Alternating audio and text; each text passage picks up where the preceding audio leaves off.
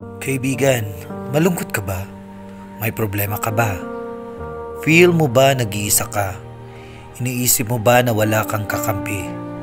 Nararamdaman mo ba na parang kalaban mo na ang buong mundo? Yung feeling na nag-iisa ka sa isang tabi? Naiintindihan kita, kaibigan. Pagsubok lang yan sa atin.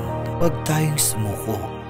Isipin natin na tayo ay sinasubok lang ng ating Panginoon.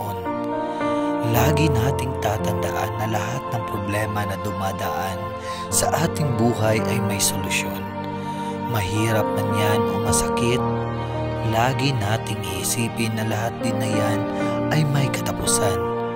Naniniwala ako, kaibigan, na malalagpasan mo din yan. Kapit lang, patuloy lang, manalangin lang. Tiyak lahat ng iyan ay iyong malalampasan, kaibigan. Hindi yung pagpapatiwakal ang sagot sa problema mong iyan, kaibigan.